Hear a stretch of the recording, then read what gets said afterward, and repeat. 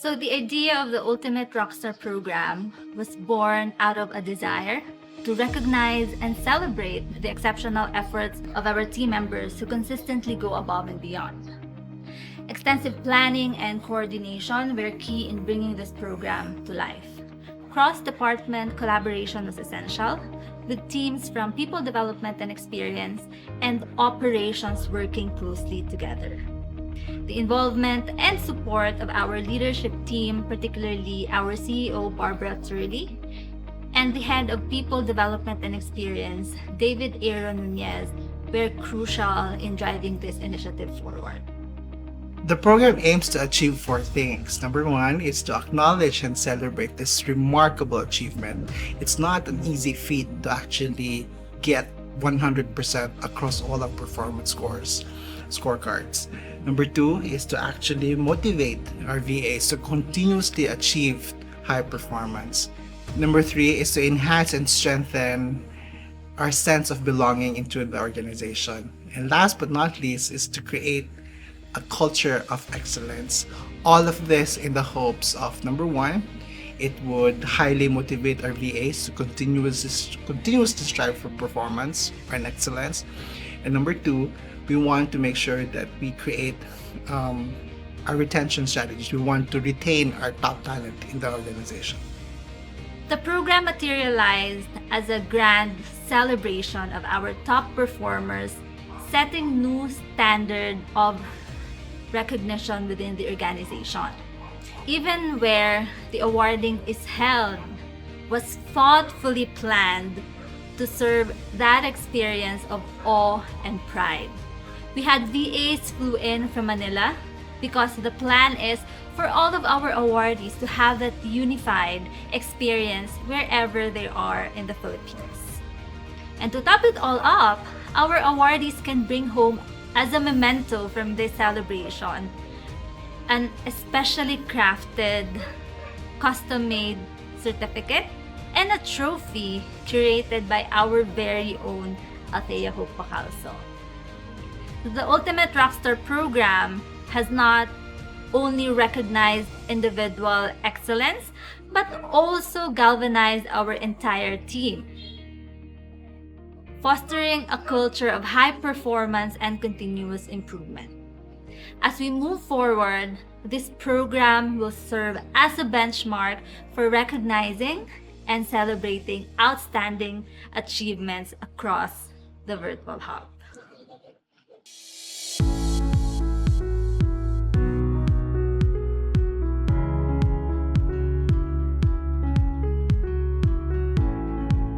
What I really like working remotely is that I have a stress reliever at home. There's my little one. So every time I am stressed or busy, so my little one is like someone who like make me relieve. And I make sure also that after my shift, 3 p.m. onwards, I make most of my time doing my personal life, be with my family, doing the things that I like.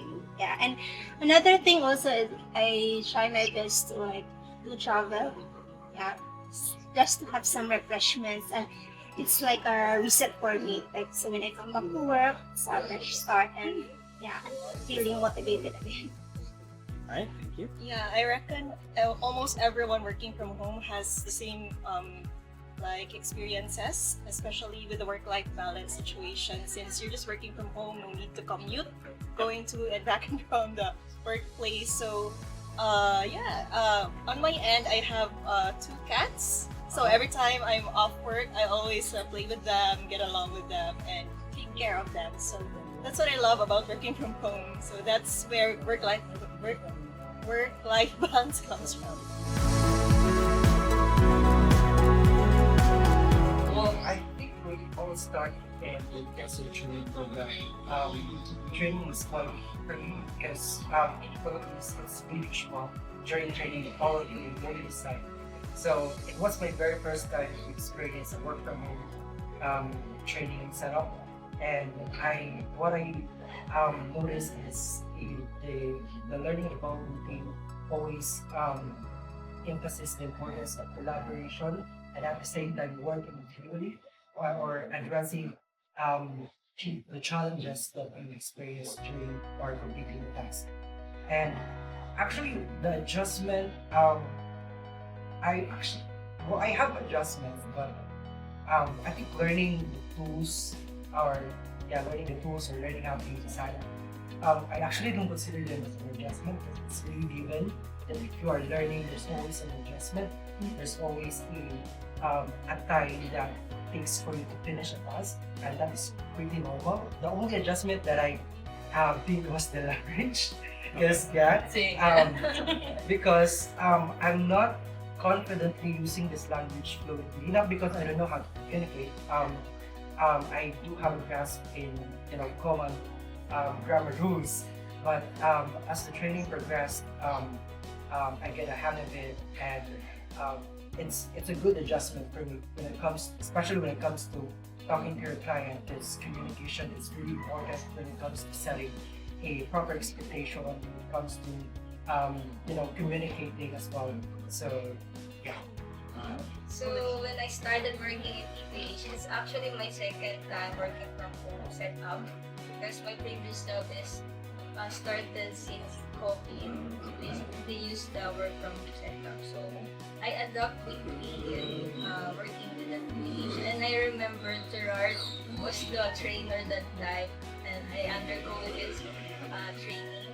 And then I'm actually quite shocked with the exam, because I thought it's like 30 minutes, but it took like 1 hour and one hour, so many hours like to complete the exam. Then after that, I got relieved that I passed the exam. Then I go training, and then with the client, I believe that I meet two clients before I met the third client that I'm currently working.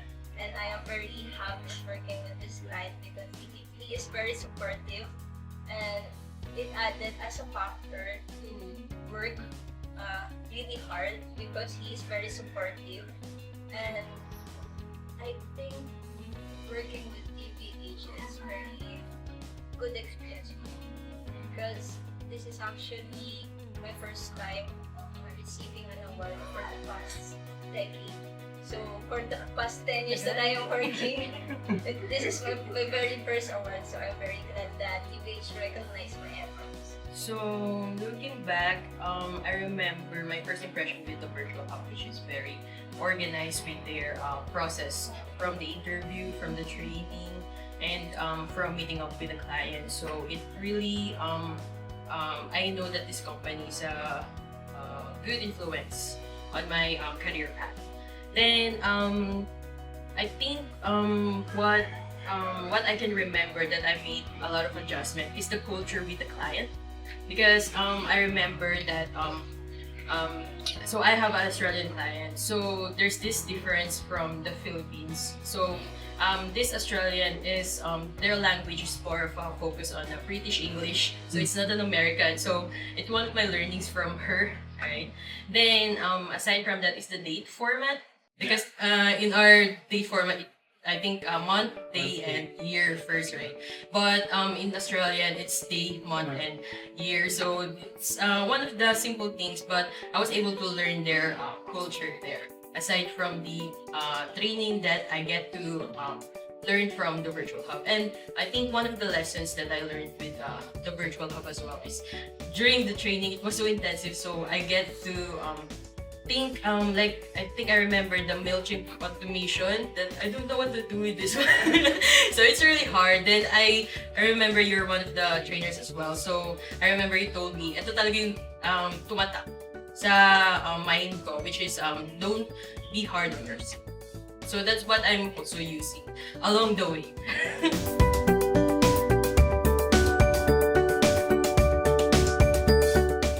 So for me, like being an ultimate rockstar, it's like once you are doing something, like you're committed to do something, and you get awarded for it. Like there's a recognition, like, there's gonna be like up and down. That's VA, of course. And at the end of the day, when like get something like this, like you're being recognized as an ultimate rockstar, it makes you feel good. So Yeah, and then you kind of think, oh, all of those hard or difficult situations, it's worth it at the end. So hopefully others also feel like the same.